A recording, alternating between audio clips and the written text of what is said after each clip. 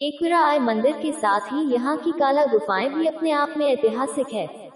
ये कभी बौद्ध धर्म का एक बड़ा अहम केंद्र रही थी। यहाँ पहाड़ पर चट्टान को काटकर इन गुफाओं का निर्माण किया है, जो देखने में ही बहुत अद्भुत है। कहते हैं कि अपने अज्ञातवास के दौरान जब पांडव यहाँ पहुँचे तब देवी एकविरा उनके सामने प्रकट हुई और उनकी कार्य दिशा की परीक्षा लेने के लिए उन्होंने पांडवों के सामने अपना एक मंदिर बनाने की चुनौती रखी, मगर साथ ही शर्त रखी थी कि वह मंदिर रातों रात बनना चाहिए। पांडवों ने मंदिर बना दिया। उनकी इस भक्ति से देवी इतनी प्रसन्न हुई कि उन्हें वरदान दिया कि अपने अज्ञातवास के दौरान कभी भी उनकी पहचान नहीं हो पाएगी और वो अपना 1 साल का अज्ञातवास काटने में सफल होंगे।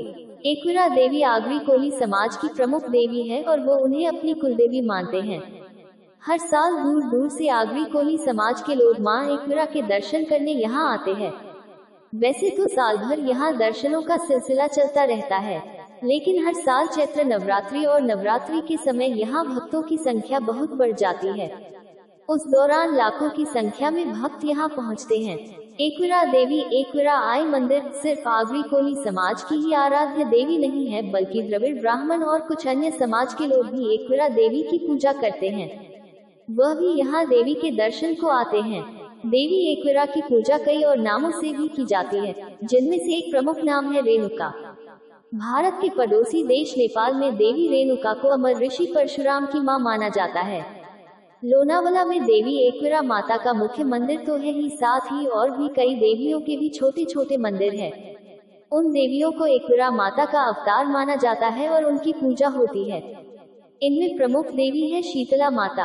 एकविरा देवी में भक्तों की गहरी आस्था है और उनका विश्वास है देवी मां से जो भी मांगा जाता है वह उनकी इच्छा जरूर पूरी कर देती हैं। एकविरा मंदिर के साथ ही यहाँ की काला गुफाएं भी अपने आप में ऐतिहासिक है। ये कभी बौद्ध धर्म का एक बड़ा अहम केंद्र रही थी। यहाँ पहाड़ पर चट्टान को काटकर इन गुफाओं का निर्माण किया है, जो देखने में ही बहुत अद्भुत है। इन गुफाओं में आज भी भगवान बुद्ध की कई मूर्तियां विद्यमान हैं, जिनमें वे अलग अलग मुद्राओं में नजर आ रहे हैं। काला गुफाओं का निर्माण 2वीं सदी ईसा पूर्व से लेकर 5वीं सदी ईस्वी तक किया गया था। माना जाता है कि यहाँ की सबसे पुरानी गुफा 160 BC में बनाई गई थी। यहाँ की मुख्य गुफा है। सबसे पुरानी गुफा चैत्य गुफा है। ये गुफाएं ऐतिहासिक रूप से बौद्ध धर्म के महासंघिका संप्रदाय से जुड़ी थी, जिसकी भारत के इस क्षेत्र में बहुत लोकप्रियता थी। साथ ही समृद्ध संरक्षण भी था।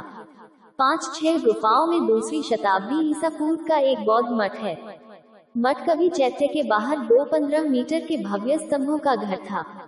अब इनमें से केवल एक ही बचा है और शेष स्थान पर देवी एकविरा को समर्पित एक मंदिर है, जिनकी पूजा विशेष रूप से मुंबई के आगरी और कोली समुदाय द्वारा की जाती है।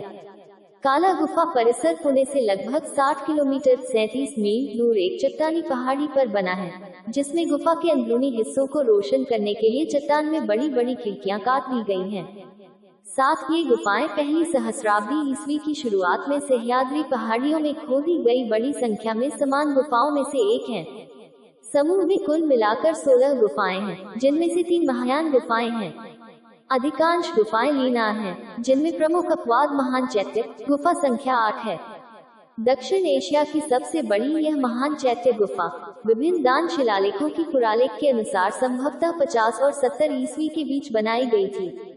9-10 कई दानदाताओं, मुख्य रूप से स्थानीय व्यापारियों, उनमें से कई यवन, यूनानी, 11 साथ ही कई बौद्ध भिक्षुओं और ननों ने चैत्य गुफा के निर्माण के लिए दान प्रदान किया, जैसा कि उनकी समर्पित शिलालेखों में दर्ज है। 12 बरामदे के बाएं छोर पर मूर्तिकला सजावट के बीच एक शिलालेख में वैजंती के भूतपाल नामक एक स्थानीय व्यापारी या बैंकर एक सेठी द्वारा इस पत्थर की हवेली के पूरा होने का उल्लेख है।